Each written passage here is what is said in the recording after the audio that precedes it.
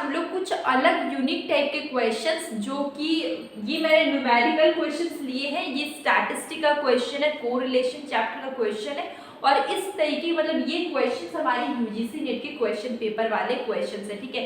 तो जिनका एग्जाम अच्छा गया 2023 में उनके लिए बहुत अच्छी बात है, जिनका नहीं अच्छा गया तो वो आगे भी यूजीसी नेट के मतलब प्रिपरेशन कर रहे हैं, तो उनके लिए ये वीडियो बहुत ही यूजफुल होगा, क्योंकि मैं क्वेश्चंस लेकर आई हूँ, वैसे वो क्वेश्चंस लेकर आई हूँ जो एग्जाम में आए हैं, ठीक है, एग्जाम में पहले आ चुके हैं, तो ये क्वेश्चन से आपको एक आइडिया मिलेगा कि क्वेश्चंस कैसे आते हैं। तो चलिए देखिए स्टार्ट करते हैं।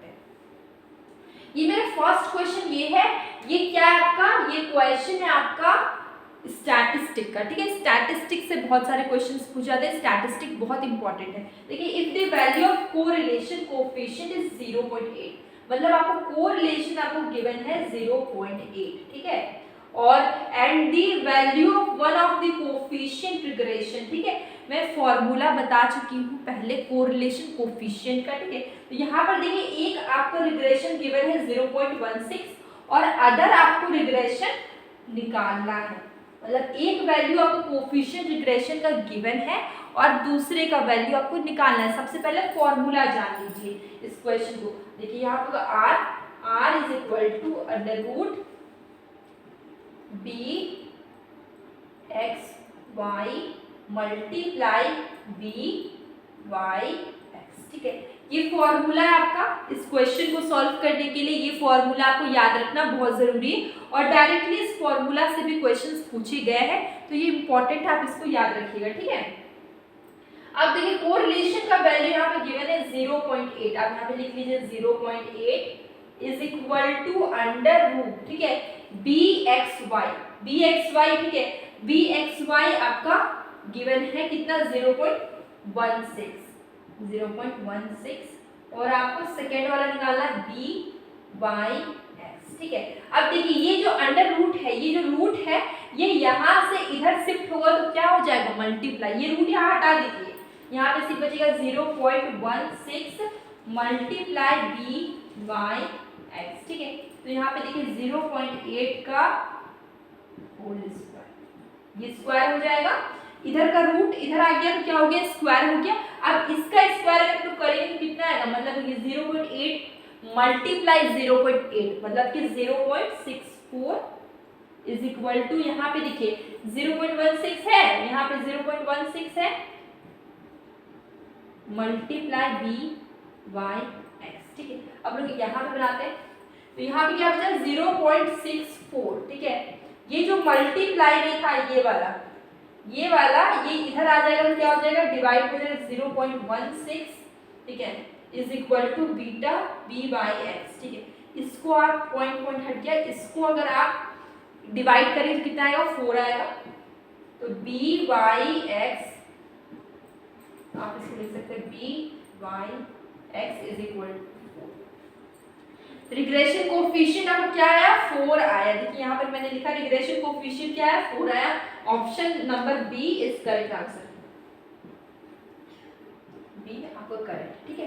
तो ये फॉर्मूला मतलब ये क्वेश्चन को सॉल्व करने के लिए मेनली आपको ये फॉर्मूला आपको याद रखना है, इसी फॉर्मूला से ये क्वेश्चन सॉल्व होगा, और ये फॉर्मूला डायरेक्टली एग्जाम में पूछा गया है, तो आपको उसके लिए अगर आपको एग्जाम में फॉर्मूला पूछता है तो बहुत अच्छी बात है, आप फॉर्मूला बता दीजिएगा, और अगर आपको इस तरीके के क्वेश्चंस पूछे जाते हैं तो आपको ये फॉर्मूला से आप इस क्वेश्चन को सॉल्व कर सकते हैं। यहाँ पर इस क्वेश्चन में मान लीजिए आपको अनदर रिग्रेशन निकालना था, ठीक है, लेकिन अगर आपको ऐसा क्वेश्चन पूछा जाएगा जिसमें आपको ये बी एक्स वाई और बी वाई एक्स दोनों का वैल्यू गिवन होगा और आपको कोरिलेशन कोएफिशिएंट निकालना होगा, तो सिंपली आप इस फॉर्मूला में पुट करके इसको सॉल्व कर लीजिए। इस टाइप के भी क्वेश्चन पूछे गए हैं एग्जाम में, जिसमें आपका b x y b y x given है और आपको कोरिलेशन कोएफिशिएंट निकालना है।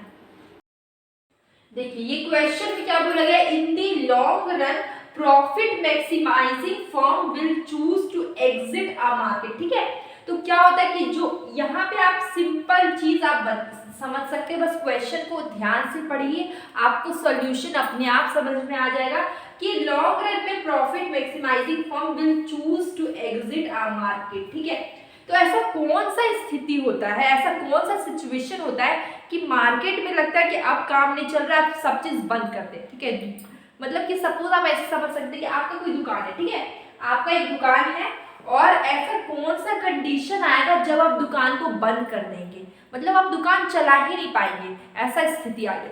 मतलब ऐसा स्थिति कब क्रिएट होता है, जब आपका क्या होगा, इनकम होगा वो कम होगा और आपके खर्चे ज्यादा होंगे, ठीक है। आपका बहुत ज्यादा खर्चा हो रहा है और आपका इनकम उससे कम है, तो ऐसा स्थिति में क्या होता है आपका कि आपका दुकान एग्जिट होगा, मतलब दुकान क्या हो जाएगा, एग्जिट हो जाएगा। तो मार्केट में भी वैसा ही कुछ होता है कि मार्केट है, मान लीजिए मार्केट है और वहां पर अगर आपका इनकम आपका बहुत कम है और आपको खर्चा मतलब एक्सपेंडिचर बहुत ज्यादा है, प्रॉफिट आपको बहुत कम मतलब है ही नहीं, आपको लॉस हो रहा है, तो उस स्थिति में आप क्या करते हैं, दुकान को या मार्केट क्या हो जाता है, एग्जिट हो जाता है, ठीक है।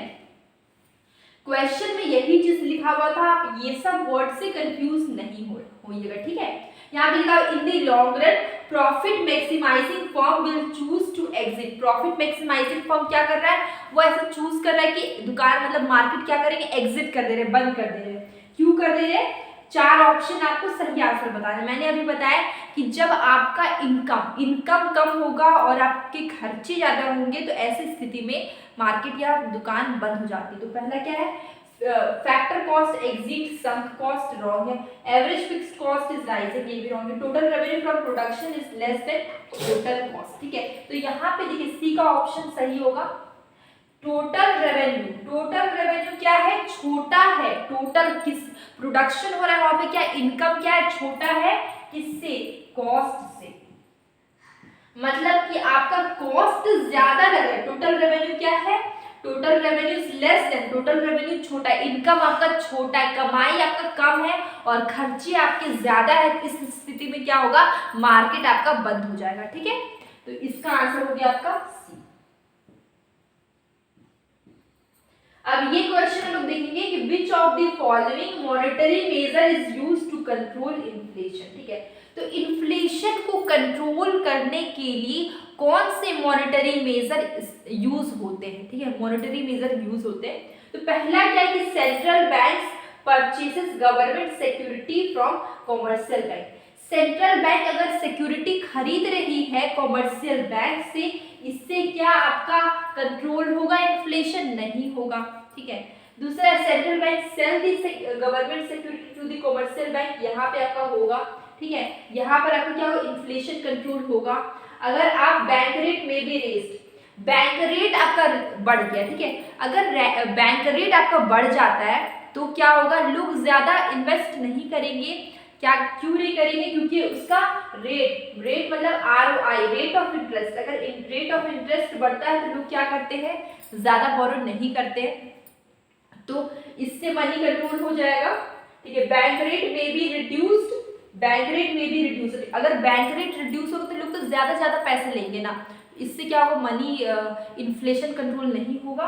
और अगर बोलते CRR बढ़ेगा, ठीक है, तो इससे भी क्या होता है आपका, ये क्या है, कैश रिजर्व रेशियो अगर बढ़ेगा, इससे भी क्या होता है आपका, इन्फ्लेशन कंट्रोल होगा। इसका आंसर क्या होगा, बी, सी और ई, ठीक है। तो आंसर आपका हो जाएगा ये b, answer is b, c, e, answer आपका क्या हो गया, बी, सी और ई, ये वाला बी वाला ऑप्शन होगा, इसके अंदर क्या था, बी, सी और ई।